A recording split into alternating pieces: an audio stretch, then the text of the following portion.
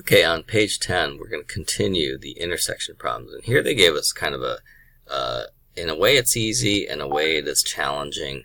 They gave us a pair of lines, which obviously one of them is horizontal and one of them is vertical. And it turns out that you can't use a calculator to graph a vertical line. Because if you look at the way you program calculators with lines, you have to have y equals something. And you notice that if you have a vertical line, you don't have y equals something. You have x equals something. So this particular problem is easy to do by hand, but it is difficult to do with the calculator. So let's graph this first, okay? So I'm going to draw a grid on here, and maybe a little bit off center like that, okay? And then I'm going to use the blue pen to draw the two functions. So x equals -7 is a vertical line at x equals -7, so that's -3, -4, 5, 6, 7. Okay, so that is x equals -7. And then let's draw another line, maybe a different colored line. Maybe a green line. Okay, for y equals 3, which is a vertical line at height 3. Okay, and then once I do that, I can look to see where these two lines intersect, which is the question they're asking. And you can just look at the grid and you can see that the intersection point is -7, 3. And that kind of makes sense because look, in order to satisfy both of these conditions, I need x equals -7 and I need y equals 3. Okay? Alright. Let's move on to the next one. So in this next one, I have one function, 1.5x plus 4, and I have another function, y equals 1. This one is pretty basic because I can just program this directly into the calculator because I have them both in gradient intercept form, which is perfect for the calculator. 1.5x plus 4 and y equals 1. And I'm going to graph those, and they're going to intersect here. And then I'm just going to do second calc 5, because that's intersect. And then I'm just going to hit enter 3 times. And the intersection is -2, 1. Perfect. Okay. Now E is another slightly tricky one because they are not in gradient intercept form. So we'll have to do a little bit of algebra on each one to put them in gradient intercept form. So first thing I'm going to do is I'm going to keep 2y on the left, and then I'm going to move -x to the other side by adding x to both sides. So if I add x over here and I add x over here, I end up with 2y equals, or 2y plus 6, because 6 is still there, plus 6 is still there on the left. And then x is on the, and x is on the right. Now what I'm going to do is I'm going to subtract 6 from both sides. And I end up with 2y equals x minus 6. And last of all, I'm going to divide both sides by 2 to get y by itself on the left. And I end up with y equals x minus 6 divided by 2. Okay? That's kind of in slope-intercept form. If I distribute the 2 and I say x divided by 2 minus 6 over 2, 6 over 2 is 3 of course, then that would be completely slope-intercept form, right? So one of my equations is going to be y equals x over 2 minus 3. And the other one, let's see what it's going to be. So y is here on the left. Let's subtract x from both sides. So I'll first write the function here. And then I'm going to subtract x from both sides. And then I'm going to add 3 to both sides. And by doing that, y will be by itself on the left. And then on the right side, I'll have -x plus 3. So I have 2y, or slope-intercept form equations. And I'm just going to put them in here and then do second calc intersect. So I'm going to have -x plus 3. And the other one is going to be x divided by 2, and I can use the vertical fraction math number up and d, and on the top I'm going to put x, and then on the bottom I'm going to put 2, and I'm going to do minus 3, and then I'm going to graph, and then I'm going to do second calc intersect, which is number 5, enter 3 times, and the intersection is 4, negative 1. Oops. 4, negative 1. Okay? Last one. They want the intersection between the y-axis and y equals 4. Okay, so I'm going to do this on the grid that I just drew, and let's see. We'll use yellow and black. So first of all, the y-axis, I'm going to draw it in yellow. There's the y-axis, also drawn in yellow. It was already drawn in red, now I drew it in yellow also. And y equals 4, I'm going to draw in black. Y equals 4 would be on the y-axis, it would be the 4th one up. So the yellow and black lines, do you see how they cross at the point here, which would be 0, 4? Okay, so this is similar to this problem here. If we rewrite the y-axis as the equation of a line, a vertical line at x equals 0, then we can see that, okay, so the intersection between the line x equals 0 and y equals 4 would be x equals 0, y equals 4. Okay, so you can see a pattern there. How do you figure out the intersection of lines? Okay, number 3. Show that the lines L1 with this equation and L2 with this equation are parallel. Okay, so what does it mean when two linear equations are parallel? It means that they have the same gradient. And remember that when you have equations in standard form, it's very hard to see what the gradient is. So the first step we're going to do is we're going to change it into gradient-intercept form. So do you see how y is like possibly by itself on the left side? If we add 5x to both sides and we subtract 1 from both sides, we can get y by itself on the left. Look at that. We now have the first equation in slope-intercept form. And not only that, but we can see that the gradient in this case is 5. Then I'm going to look at 10x minus 2y plus 4. So what if, first thing, look, the 2y is kind of by itself on the left. So let's subtract 10x from both sides. And let's subtract 4 from both sides. And then we end up with negative 2y equals negative 10x minus 4. And now we could divide both sides by negative 2, and then we'll get y equals negative 10x divided by negative 2 minus 4 divided by negative 2.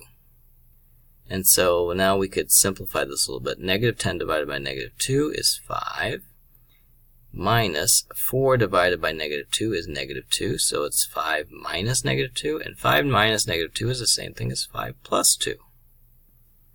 So this is kind of some hairy algebra here. And now we're going to program both of these lines into the calculator, and then we're going to, actually,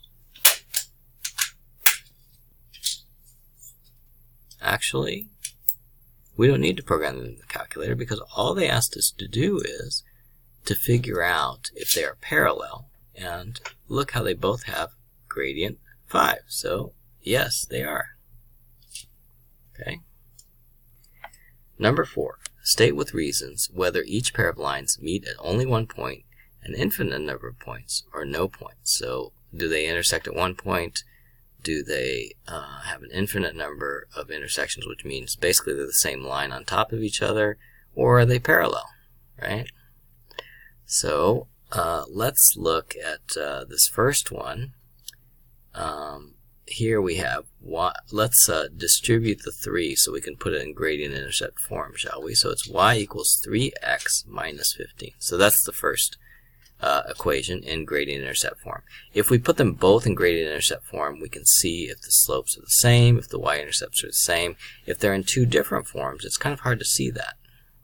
So the next thing we're going to do is, in the other equation, do you see how we have the 3 in the denominator? We don't want that 3 in the denominator. It makes everything kind of hard.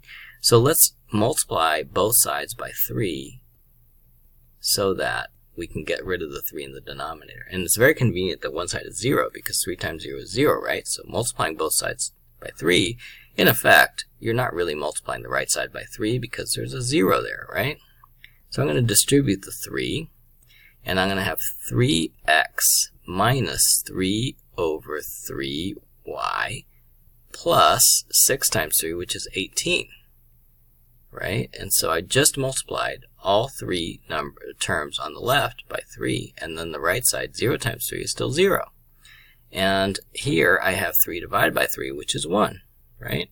So I'm going to have 3x minus 1y plus 18 equals 0. Let's add y to both sides. And these would cancel. And then what I would end up with is 3x plus 18 equals y. And now we can see that the gradient of both of these lines is the same, but the y-intercept is not. So are they parallel? Yes. Are they the same line? No, because the y-intercept is different. Parallel, but different y-intercept. Whoops. Different y. Oops. Sorry about that. Different y-intercepts, okay. Different y-intercepts. So, just parallel. No points of intersection. Okay? Let's go to the next one. B. This is a terrible looking expressions for both equations. Now this one's not so bad. It's already in gradient-intercept form. Let's take a look at this one.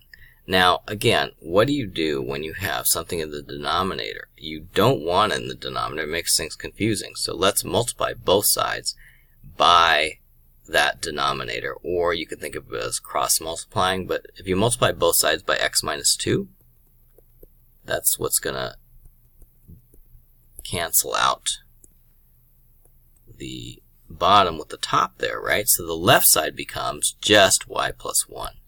And the right side becomes negative 1 times x minus 2. And then I'm going to distribute the negative 1, and so I get y equals, or y plus 1 equals negative x plus 2. And then I'm going to subtract 1 from both sides, and I finally get it in gradient-intercept form, which is y equals negative x. So this is 2 minus 1, so plus 1. Okay? This one was plus 2 here.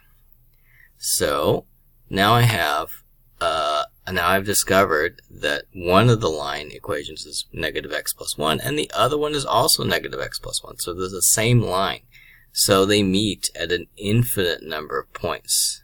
Infinite points. This symbol means infinite, by the way. Okay, let's move on to C. So in C, this one is already in gradient-intercept form, so that's pretty easy to see.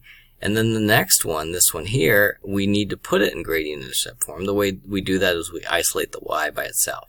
So how about if we add 2y to both sides? That gives us 4x equals 2y. Then I divide both sides by 2, and then I'll have 2x equals y. So now I have two equations, and do you see how both equations or the two equations have different slopes. One of them has a gradient of 4, the other has a gradient of 2. If you have two lines with two different gradients, can they be parallel? No, they're not parallel. If two lines are not parallel in 2 dimensions, will they cross each other? Of course they will. They will cross at some point. So we know that they intersect at one point. Okay? Because two different slopes.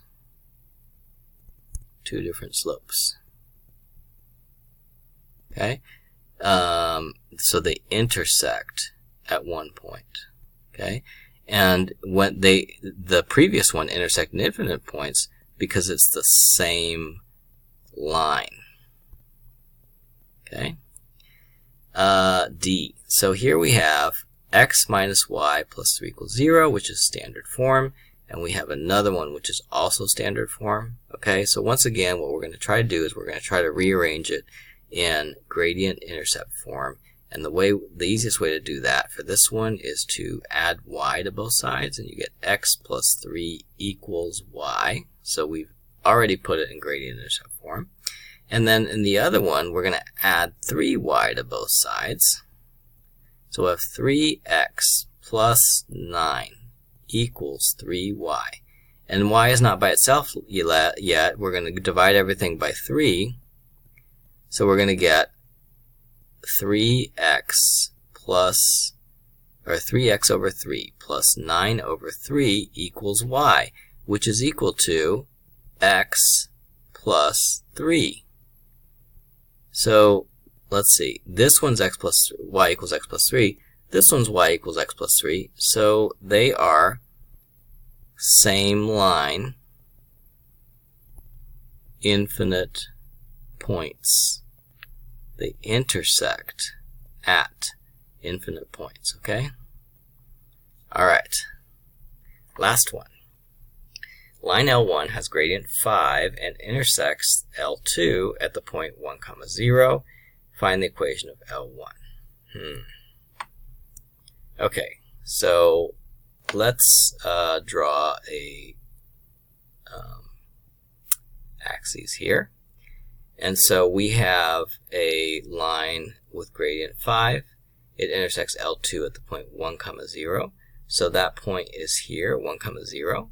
And so L1, let's draw L1. L1 is a line with gradient 5, which means it has a rise of 5 and a run of 1.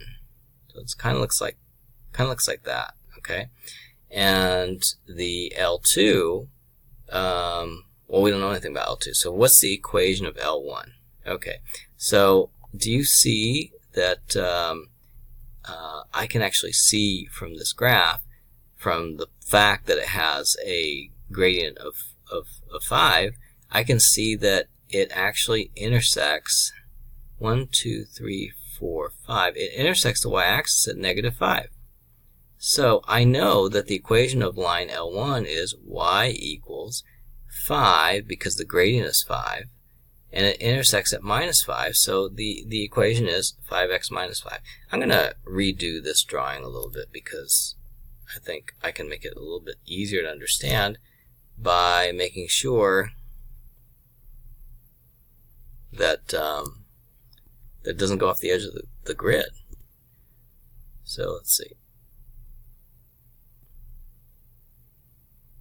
Okay, so the 2 points are 1, 0 and 0, -5. That would form a slope of 5, and 2, 5. That would also form a slope of 5. There we go.